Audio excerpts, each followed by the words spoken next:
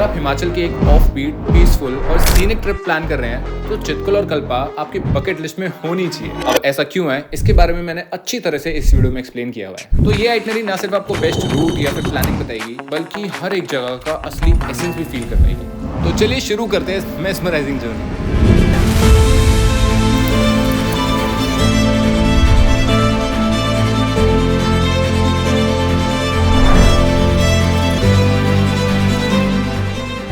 सबसे पहले सुबह 6 बजे अपनी कार या बस पकड़कर दिल्ली से आप निकल जाओ। सुबह के बज रहे हैं 6 और हम निकल चुके हैं अपनी ट्रिप के लिए। अगर आप एक कंफर्टेबल राइड चाहते हैं तो बेस्ट रहेगा कि आप नारकंडा या फिर कुफरी एज अ स्टॉप लें, क्योंकि कल्पा काफी दूर है, 18 घंटे का रास्ता है दिल्ली से डायरेक्ट। तो अगर आप ड्राइव करके जा रहे हो तो बहुत लंबी ड्राइव हो जाएगी, एंड अगर आप बस से जा रहे हो तो आई थिंक आपके ऊपर डिपेंड करता है। अगर आप हैंडल कर सकते हो 18 घंटे इन बस, तो 8 से 10 घंटे में आप दिल्ली से कुफरी पहुंच जाओगे। तो हमने बस होम स्टे ले लिया है थोड़ा चीप प्राइस पे, ताकि हम एक रात के लिए एटलीस्ट रुक पाए यहाँ पर। शाम तक कुफरी पहुंच जाओ और एक कोजी होम स्टे में एक स्टे ले लो। सस्ता होना चाहिए बिकॉज आपको एक रात तक ही रहना है, ज्यादा कुछ उसमें है नहीं। हिमाचल की ठंडी हवा का मजा लो वहाँ पर। बफर आपको मिल जाएगा एक दिन का, ताकि आप आराम से कल्पा पहुंच पाओ। तो सुबह 7 बजे आप निकल जाओ कल्पा के लिए। निकल चुके हैं अभी कल्पा के लिए। 210 किलोमीटर दिखा रहा है, 5 घंटे 47 मिनट्स दिखा रहा है। क्लीनेस्ट एयर चितकुल में मिलती है इंडिया की, और दिल्ली में सबसे पॉल्यूटेड। हमें देखना है कि क्लीनेस्ट एयर आखिरकार लगती कैसा, क्योंकि हमने तो कभी फील करी नहीं है।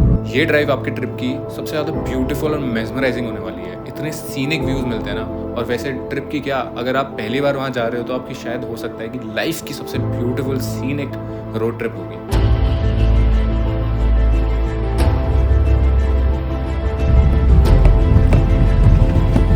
पूरा रास्ता ऐसा ही है भाई, पूरा रास्ता आधा किलोमीटर का एटलीस्ट। बाकी बसेस 2 जाती है, एक रात को एक सुबह। अभी तक जो हमारे पास जानकारी है, हाँ अभी तक हमें जितना पता है, रेकोंग व्यू तक जाती है बस। बट मेरे हिसाब से जितना हमने अभी तक ट्रैवल कर लिया है, car is the better option. यहाँ पर मिलिट्री एरिया भी बहुत ज़्यादा है यार, क्योंकि चितकुल के आगे थोड़ा सा बॉर्डर पड़ता है। फिर किन्नौर एंटर करने से पहले हमें ये चेक पोस्ट मिला, जिसमें हमें अपनी ID और नंबर देना पड़ा।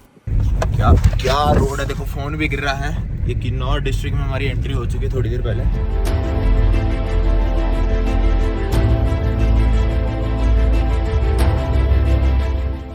हाँ तो मैं कह रहा था 5 किलोमीटर एटलीस्ट खराब रोड मिली है हमें। Thank you to Kinnaur police, वहाँ पर खड़ी हुई है हमारे लिए। They are giving green flags to if we should go और नॉट, कि पत्थर गिर रहे हैं या नहीं गिर रहे हैं। करचम आ चुके।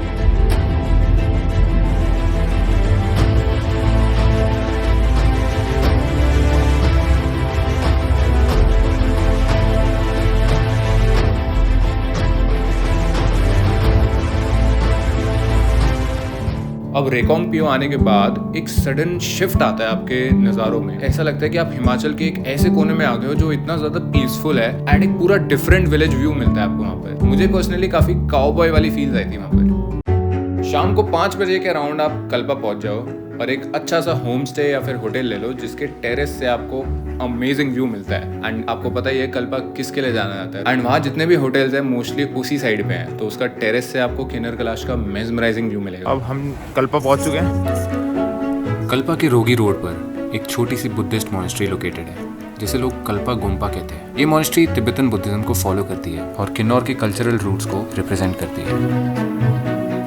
This village definitely promises you peace and solitude. अब डे 3 पे आपका प्लान होगा सुबह जल्दी उठने का, क्योंकि हमें देखना है आज सनराइज, जो कि होता है किन्नर कैलाश के पीक पे। एकदम गोल्डन ह्यू आता है, ब्यूटीफुल एक्सपीरियंस है गाइस। आपकी आंखें एकदम से मेल्ट हो जाएगी भाई। गुड मॉर्निंग गाइस, आज है डे 3 और सुबह उठते ही आज बारिश पड़ी है। बाकी हमारा प्लान है अभी मंदिर जाने का, और यहाँ पर घर काफ़ी छोटे हैं ना, बहुत कम लोग रहते हैं, अन शांति भी उतनी ज़्यादा है। कोई नहीं, अभी तो लोकल भी मेरे हिसाब से बहुत कम ही उठे। आप घर देख सकते हो वैसे कितने छोटे हैं। एंड हमारा होटल है उधर, वो ग्रीन वाला।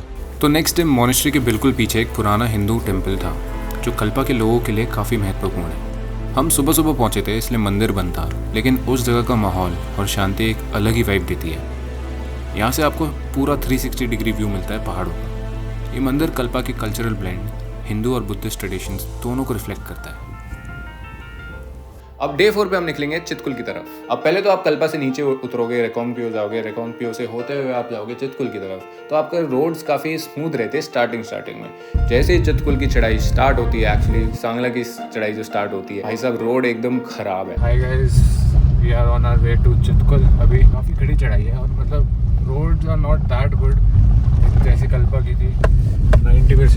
रास्ता चितकुल की ओर, ऐसे ही रोड में गुजर जाते हैं। बहुत ही गंदगी है, बहुत ही गंदगी। अगर आप ये वीडियो देखने के बाद जाओगे वहाँ पर तो बेस्ट रहेगा अपना व्हीकल उस हिसाब से आप सेलेक्ट करो। हम पर्सनली i10 में गए थे और उसकी तो भाई बेसिकली ये काफ़ी लैंडस्लाइड प्रोन एरिया है एंड विंटर्स में तो चितकुल के रास्ते पूरे बंद ही हो जाते हैं। सांगला तक खुला रहता है पर क्योंकि वही है, बर्फ काफ़ी हैवी पड़ती है यहाँ पर। एंड अगर आप बस से आए हो तो आपको बसेस रेकोंगपियो से मिलेगी नीचे जाके। कल्पा में कोई ऐसी सुविधा नहीं है। आप हाँ टैक्सी जरूर ले सकते हैं, होटल वगैरह से अपनी बात करा के आप टैक्सी अपनी मंगवा सकते हैं, पर बसेस कोई चलती नहीं है। Also I got a comment कि स्कूटी या फिर कोई ऐसा ट्रांसपोर्ट मिल जाता है बाइक कल्पा पे। वैसे तो ऑनेस्टली मैं आपको बताऊँ तो आपको जरूरत नहीं पड़ेगी वहाँ पर कोई रेंट करने की, क्योंकि बहुत छोटा गाँव है, पूरा आप चल के एक्सप्लोर कर सकते हो। और अगर आपको स्टिल चाहिए तो आपको रेकोंगपियो में जाके मिल जाएगी, क्योंकि थोड़ा बड़ा शहर है। 11,320 feet। और सांगला, इसके बारे में मैंने इस वीडियो में अपनी बात करा था। ये काफ़ी फेमस है अपनी होली और ट्रेडिशंस के लिए। इनके लोकल ट्रेडिशंस इतने अमेजिंग होते हैं एंड इतने ब्यूटीफुली डिपिक्टेड यहाँ पर कैरेक्टर्स होते हैं डिफरेंट एंड आपको काफ़ी इंटरेस्टिंग लगेगा। एंड इफ़ यू वांट, अगर आपके पास बफर टाइम है, आपके पास डेज हैं, तो आप 2 दिन का स्टे ले सकते हो सांगला में भी। यहाँ पर एक्सप्लोर करो, लोकल से बात करो, आपको काफ़ी कुछ जानने को मिलेगा, आपको बहुत मज़ा आने वाला है वहाँ पर। तो अगर आप सांगला वैली में स्टे नहीं लेते हो, डायरेक्टली आपको चितकुल जाना है, तो बेस्ट रहेगा वहाँ पर जाते ही आप एक होम स्टे में स्टे ले लो या फिर आप हॉस्टल ले सकते हो। हम पर्सनली हॉस्टल में रुके थे। तो आप जिस टाइम भी वहाँ पहुँचो, वैसे तो आप शाम को या दोपहर को ही पहुँचोगे वहाँ पर, बेस्ट रहेगा कि आप चाय लो, चाय लेकर आप बैठो बसपा नदी के किनारे और लिटरली मतलब प्यारा मज़ेदार, और साथ में व्यू और प्यारा। Chitkul has the cleanest air in India. तो आप सोचो वहाँ पर बैठ के आपको क्या ही फील होएगा। And again Chitkul like Kalpa is a very small village, तो यहाँ पर आप चल के हर जगह घूम सकते हो, आपको यहाँ कोई स्कूटी की नीड है ही नहीं। तो यहाँ पर आपका आएगा लास्ट विलेज ऑफ इंडिया का बोर्ड, आइकॉनिक बोर्ड है वैसे तो। यहाँ पर आप फोटोज खिंचवा सकते हो, इंस्टाग्राम वर्दी है यार, एकदम एस्थेटिक बोर्ड बनाया हुआ है। और यहीं से आपको बसपा नदी का एक परफेक्ट व्यू मिलता है भाई, देखो क्रेजी।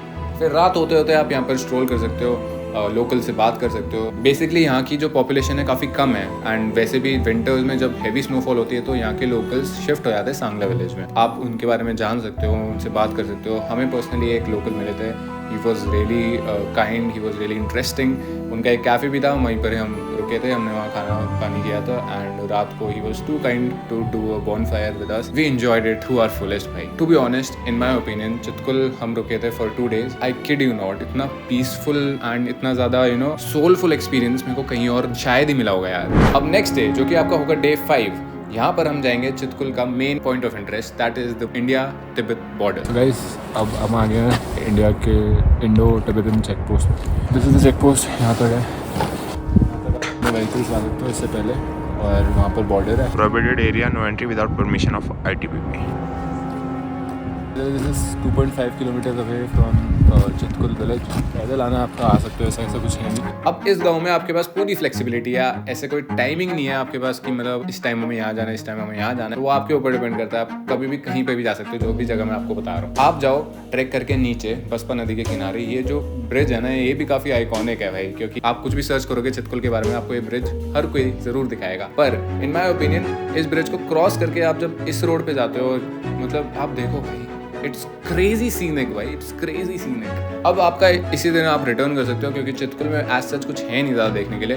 पर अगर आपको सॉलिट्यूड चाहिए, आपको पीस चाहिए, तो ऑब्वियसली आप यहाँ पर कितने भी दिन रुको यार, आपको सच में मतलब सरियल एक्सपीरियंस मिलेगा genuinely. All in all I would say कि हिमाचल प्रदेश के सारे गांव अपने आप में एक कहानी लेके रहते हैं यार, मतलब हर एक गांव की अलग ही कहानी है और हर एक गांव ब्यूटीफुल है भाई टू एक्सप्लोर। अब थोड़ी सी बात कर लेते हैं हम बेस्ट टाइम टू विजिट की। तो बेस्ट टाइम आपका रहेगा obviously March and April and October and November, because obviously आपको इस टाइम पे स्नो एंड ग्रीनरी दोनों मिलेगी। For budget travellers local transport and home stays are the best. For adventure seekers के लिए तो मैंने आपको सारी चीजें बताई दी है। और इसके बाद भी हम रुके नहीं, इसके बाद हम गए थे स्पीति वैली। इसकी भी आइटनरी आने वाली है नेक्स्ट वीक पे, तो stay tuned for that and comment down below अगर आपको कोई भी ऐसे डाउट्स है कल्पा या चितकुल के रिगार्डिंग। मैं आपके सारे डाउट्स क्लियर करूंगा। I reply to every comment possible. Subscribe कर दो for more videos like this and I will see you in the next one.